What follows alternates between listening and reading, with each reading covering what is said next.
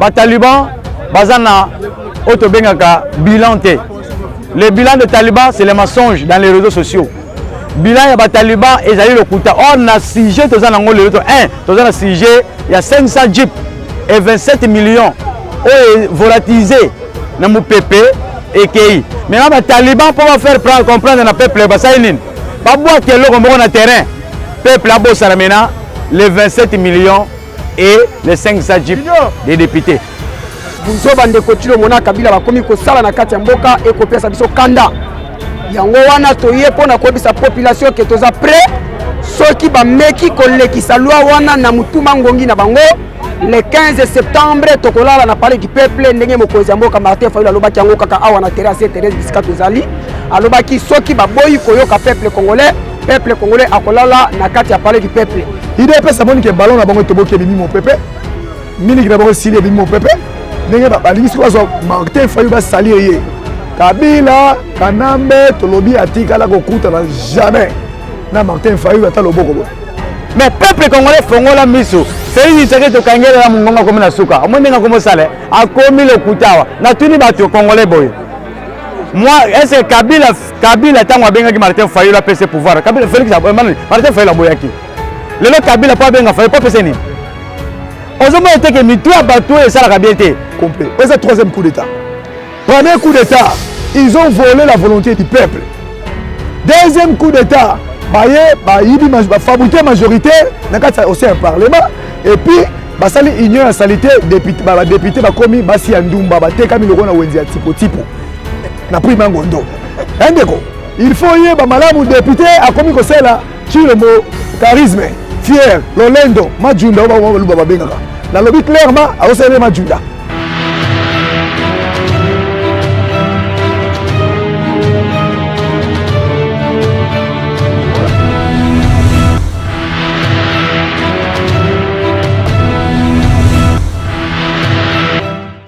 Tende konanga nazali mwana mboka Junior Mboma mobundeli munene oyo akambi parlement de Boumer ya changu ya Masina quartier 3. Merci beaucoup le autre qui a en terrain ya changu to moni bino na changu zakina manifeste matondo mwana mboka awa to yaki pona matinée politique ya kolamusa peuple ya changu précisément na section ya Njili toza na terrain ya Sainte Thérèse awa toyaki pona koyebisa bandeko na biso bakongomani nyonso baza na kati ya changu ete buzo bandeko tilo mona kabila bakomi kosala na kati ya mboka ekopesa biso kanda yango wana toye pona koyebisa population ke toza prêt soki bameki kolekisa loi wana na mutuma ngongi na bango le 15 septembre tokolala na palais du peuple ndenge mokonzi ya mboka Martin Fayulu alobaki yango kaka awa na terrasse Thérèse bisika tozali alobaki soki baboyi koyoka peuple congolais akolala na kati ya palais du peuple parce que ndako wana babenga yango palais du peuple eza ndako na biso ba congolais yango tomoni ke soki ba député basali makambo na ndenge na bango biso ba peuple biso population toketi na palais du peuple poto kende kolala wana na koyebisa ngo ke non peuple aza souverain to ko appliquer mobeko na biso likonzi ya article 64 ya constitution ndenge eza kopesa biso mbela na kati ya mboka na biso. Et message fort na biso lelo ezaki pona ko faire ko lamusa mémoire à peuple congolais peuple azala vigilant peuple azonga sous simate peuple abanga sous eloko te biso ba soto telema pona ko bundele kolo parce que kala mingi te elonga ezali na ngambu na biso ba kongomani matondo mwana mboka bote ndeko. Oui, merci beaucoup d'abord le kopesa nga maloba kombo na nga boyebi yango nazali papa océan oyo totemi la résistance oyo totelemi pour la libération Congo engongo yango se koki 2021 kimbango akufa pona mabele oyo kombo na nga eza papa océan président ya parlementaire debout ya place de résistance ya Pascal. Merci mon mboka papa océan ezana rivière moko ezali ko circuler le long tout là lycée ba to benga ko déranger biso et que mon mboka président Martin Fayulu homme du peuple Congo moyinia Congo Joseph Kabila na Moïse Katumbi ba benge pour que ba solo la pona solution ya mboka teke mon mboka boya bili kambwana ndenge ni po biso to koya ki to ko sangana mon mboka Joseph ni kambwana boya mbia ndenge ni matondo mingi tolobaki lelo ba taliban bazana auto bengaka bilan té. Le bilan des talibans c'est les mensonges dans les réseaux sociaux. bilan ya bataliban ezali lokuta or na sujet toza nango lelo to 1 toza na sujet ya 500 jeep et 27 millions oyo volatilisé na mopepe ekei maintenant bataliban mpo bafaire comprendre na peuple basali nini babwaki eloko moko na terrain peuple abosana maintenant les 27 millions et les 500 jeeps des députés. Mais peuple congolais fongola miso. Félix Tshisekedi to kangela la mungonga comme na suka. Omwe nga comme ça a commis le kutawa. Na tuni bato congolais boy. Moi est-ce que Kabila tango benga ki Martin Fayulu a pese pouvoir. Kabila Félix Martin Fayulu boyaki. Lelo Kabila pas benga Fayulu pas pese nini. Ozomo ete ke mitu abatu e sala kabiete. Bana Congo, bana poto, bana wapi bisika bozali bola nanga pa mamose nazo kende bola to papola. Nazo papola.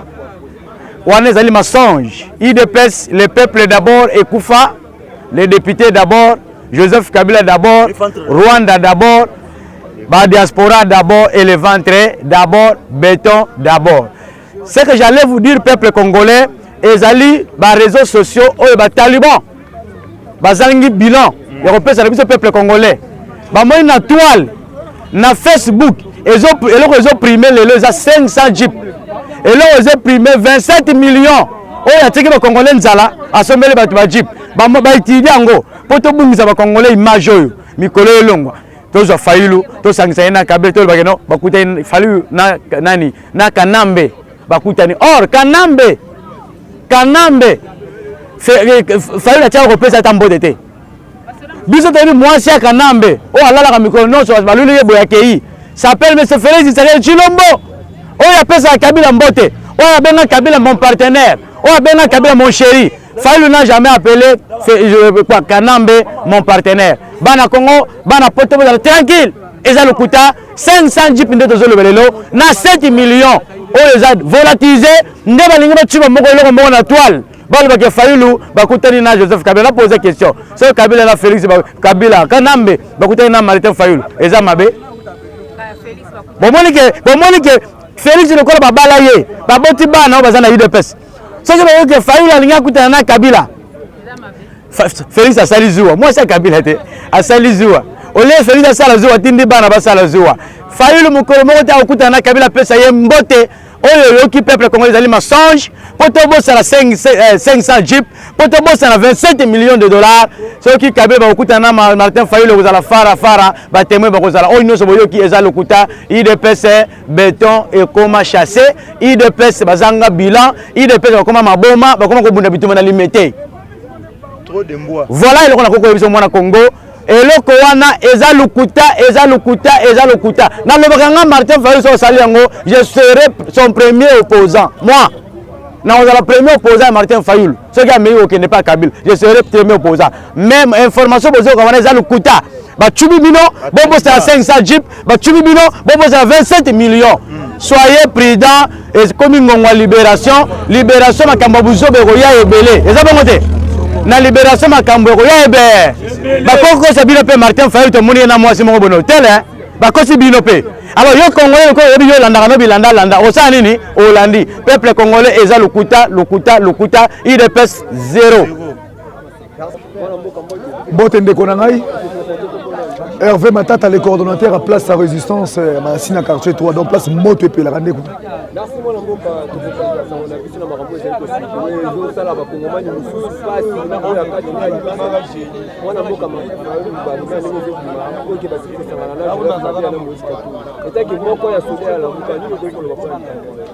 ndeko na komona moni tokosoki tobani obetali solo oyo eza lokola tozo balana kana lisolo lokuta ya IDPS a évolué kana mensonge IDPS technique na de combat na izaka mensonge bakosela Mobutu awa ke na mama na ye ezali ya 8 ans po ba ina Mobutu na kata konto yebi ngo malamu papa na ngai ko donc lokuta ya IDPS kadiosha o balobaka kuna sans état manga soki amelo toko aliembwa si manonga aboti information ndeko moto biso toza nango Martin Fayulu si c'était alors bien si c'était qui a na Kabila c'est pas le moment ce n'est pas le moment baluka yetant a gagné l'élection et la victoire ne se négocie pas donc Martin Fayulu aza moto bako sala na parce que baye ba que peuple nyonso apprécier confiance le peuple nyonso azana simana ye il est pas ça que ballon na bango to boke bimi mon peuple Milik d'abord Sili Bimo Pepe.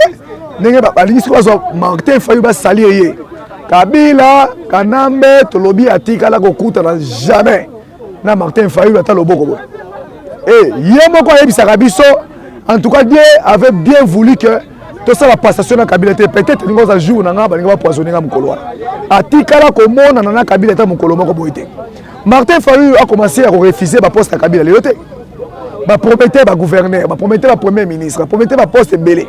Martin Fayulu n'a pas accepté. Le combat de Martin Fayulu, c'est le combat il y a comme ma peuple na bosomi na ye. Comme ma peuple la vie oyo ya malamu. Mais quand on a biso que Martin Fayulu na Félix na Moïse. Moïse tout ça la muka. Tango Martin Fayulu bisi bango Union FCC cash Kabila na Tshisekedi bakabonité. Ezali Zemi balé. Le to sukia. Na Zemi balé. Alors Zemi balé wana Martin Fayulu kedaki musika lobi les fusibles ont sauté. Et continue de sauter. On a déplacé le pion, mais le système de jeu reste le même. Na yango wana ndekorana, na biso clairement système de jeu yango tozobeta oyo. Kabila na Tshisekedi ba ebali keno. Oyoki da Tshisekedi. Asali campagne Olive Lembe le kunati. Nga ici il faut que passer pouvoir, il faut na patient na mwana mwasi. Mwana mwasi on Olive Lembe. Parce que ma peuple na tradition moko boye comment la moko amateur na okato malobati te ke bino peuple congolais bozo mona déjà mbutu mukeba ndimi kaka to kene election na makambo ko papa tangu na kenaki na parler du peuple to kenaki wana tana buka ki porte parler du peuple est-ce que bomona ki te ke to tombokaki bino ezali omona ki to kenaki kuna to mati to kotika elo côté papa le peuple yende aza souverain primaire peuple aza bokonzi ya nyonso peuple article 64 balobate ke non virgule na tango coronavirus il faut vous en andar botika article là pour appliquer monter oh virgule na tango yo crise za na mboka bo wimanzela te et le bana biso ke peuple aza na droit ya côté les mela motonioso oyo alinga confisquer pouvoir ya peuple na maboko nde biso de moni bango ba commencer la complet c'est le troisième coup d'état. Premier coup d'état, ils ont volé la volonté du peuple. Deuxième coup d'état, fabriquer majorité aussi un parlement et puis basali union ya salité député bakomi basi ya ndumba batekami loko na wenzi ya tipo na prix mangondo ndeko il faut y ba malamu député akomi ko sela chilombo charisme fier lolendo majunda ba babengaka na lobi clairement awosele majunda pona nini chilombo soka ninga l'exalwa mo l'exanga loi moyibi na seni l'exanga loi ya moyibi organisation seni adepté habité il faut passer bisombon de balobaka avant na mbetu il faut mona maboko siko bango wana ba obligé alobi te na kokoka te papa na opesa bino ba jipo la kaki bino et si ni wana te ba sous $50,000 mais tolobi chilombo soki aza mobali ya tembe eke abotama pena mobali ameka opromulguer loi wana akoyoka nde tokende kolala na parlement akoyoka biso le peuple est d'accord peuple nyonso peuple asakalaka na ete papa na ngai peuple aza bombe à retardement peuple aza apporta solution na nyonso le peuple gagne et gagne toujours toningi toloba su clairement ndeko na ngai je wana ya Kabila bazokosa bato wana eloko batie wana esimba te yeyiba biso gaz pendant que awa pour 2023 chilombo aza eloko koloba te akoyisa peuple nini kianga na tongeli me mukongo nkoba na makadamo bango azobenga ninyo soki moto to ngai nasalaki bino ni te aza eloko akoyisa biso te lekala nzela ndeko na ngai bordi oyo Kabila tiki esali de faute efficire te bayeba buki yango po basala su bordi mosusu donc planning na bango programme na bango eza te ye wana ayebisi peuple nake Goma nake sisa guerre ye wana bamona ye na Uganda na Zimbabwe akini na su Goma ngo ye wana lisusu ayebisi peuple soki akomi na este il faut payer quota est-ce que paye ya Congo ekouta na nzela na tronçon ya makadamu entre biso na Uganda qu'est-ce qu'il y a à voir alingaki Uganda biso to bénéficier eloko moko te na kati ya Uganda ba richesse na biso na ya Congo yo kati na nzela wana ya Uganda union sacrée na plan nango bayaki nango batili ko amesa oyebi bien état de siège yeba yango ezalaki kokis moko ya bato balingi simplement asala nini ba contrôler mutuellement richesse chilombo amoni ke Kabila olia richesse na Kagame habité kopo ngabe funa kota yango amemaki ba généraux na ye atie kuna ba surveiller kaye ndenge ba minéraux zote kamana est. C'est pas pour la paix papa, c'est pas pour la paix. Merci. Bote na biso papa.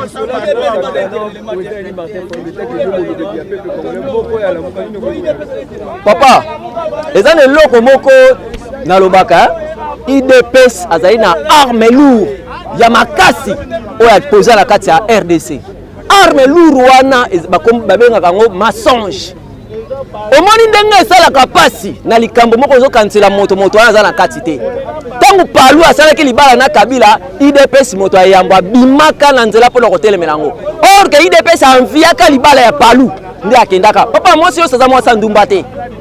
Mwasi nyonso omoni Chilombo tangu tozoba ete ezali kindumba ndekolanga eyaki ndumba parce que lolenge Chilombo tangu toyobaki azali pede bondimaki te lelo akomi kokanisa omoni arme lu papa alobaki lelo akomi kokanisa ete Martin Fayulu akendaki konégocier pouvoir atuna Martin Fayulu tango alobaki le pouvoir ta batunaka Martin Fayulu mpona okende pa Kabila kozwa pouvoir te Martin Fayulu na Londres arépondaki le pouvoir que le peuple m'a donné na tiki yango nakende kosenga pouvoir epai ya Kabila yazaka na pouvoir papa tolanda biloko te okoya koteka lopango na yo awa na malweka awa soki na njili obi na kosomba na Gombe Chilombo azali na mensonge papa omoni ba garçon mibale Kabila na Tshisekedi c'est des garçons papa bazombrier peuple congolais to fongola miso ce qui c'était réellement que Martin Fayulu akende ko na biso la parler du peuple de Sani papa Martin Fayulu azwa vi na tongo tango Chilombo avandi na 10e miri na couper ya munene na polo et pas tata na mama na derrière tata na somba kata lopango te lupango aleto mobutu apesaka yango bavandela azona mo mutu kwa mukie papa toyebi ete Chilombo tile lo nyuso zokenango akotirer sort oya biso peuple congolais toyebaki tokolemba te tozana toujours la chasse liboso balobaki Martin Fayulu azwi 3000 francs o Martin Fayulu asali be toza kuna na biloko wana te toyebaki tozala bango toujours chasse à l'homme tokotika bango te tokotika Chilombo te tokolakela ete mboka oyo eza mboka ya biso bakongomani ndeko Chilombo na Kabila partenaire na ye tokolakisa bango force biso barésistant ngai résistant tigre le pandi sango ya peuple toyebaki ete tokolakisa ye mokolo moko te Martin Fayulu akolongwa awa po akende kuna nakotalisaka ndeko Chilombo boye nga mpe tigre nazozela Chilombo après mandat na ye oyo azosala epa Kabila nakoporte plainte nakolakisa ye voto biso peuple de votaki nakoporte Chilombo plainte si nabombi mbonga plainte nazozela ye balongola ye na mosala ebongo tokosamba na ye nayaki awa kolela papa ya membre moko ya monene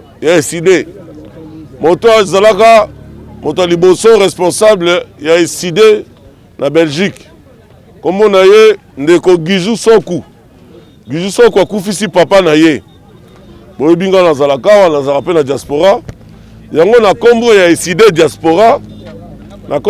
diaspora nayaki mpona kohonore mémoire ya papa ya cadre munene ya SID na Belgique na Europe aza bato tobengaka bambiaka ya SID kombo na ye Giju Soku papa na ye akufaki yango na profitaki na morgue lokola eza pembeni awa nayaki kohonore mémoire na ye epuis bayebisi nga ke bilombe mibale ya SID bayaki awa maître Clément Mouza na Adrien Malenga yango nalobi bon lokola bango basi bapanzani mais drapeau SID etelemi kaka bobetela drapeau SID maboko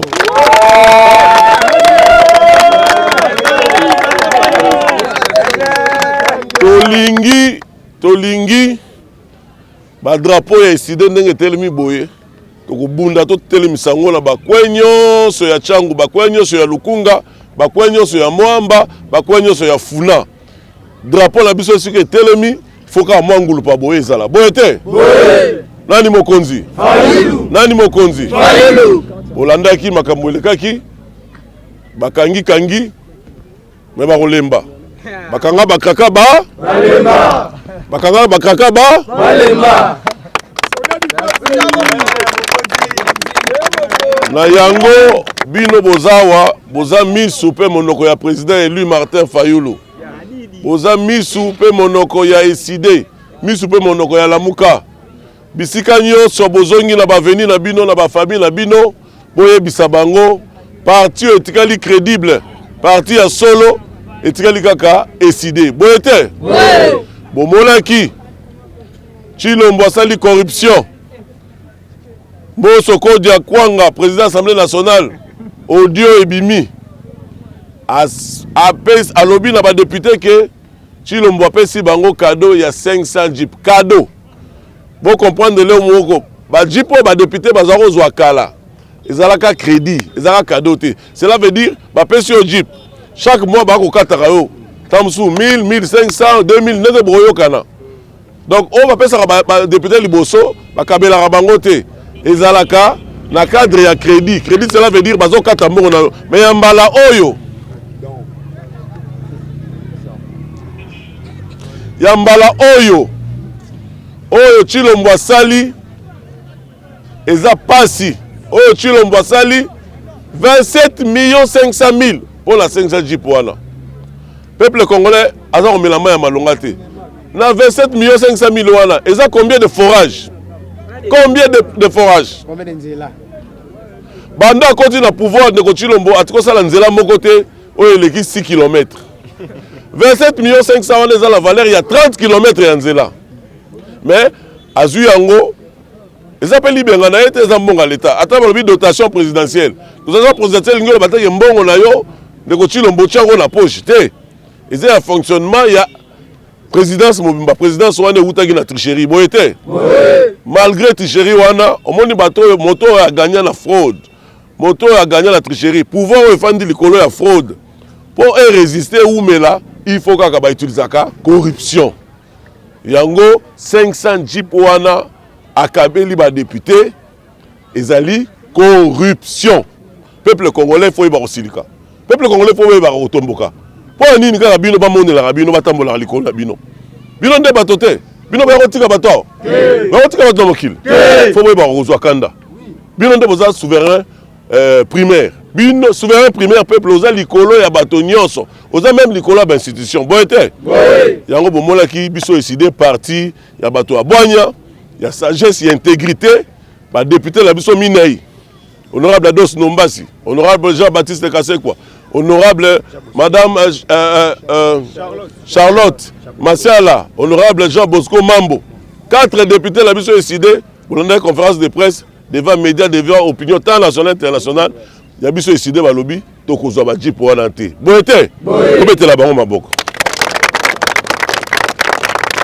Mingi ya koloba ezali te na jeunesse awa boyebi responsable ya jeunesse bazali awa oyo awutaki koponama ndeko Brunel Mabanza botia ye maboko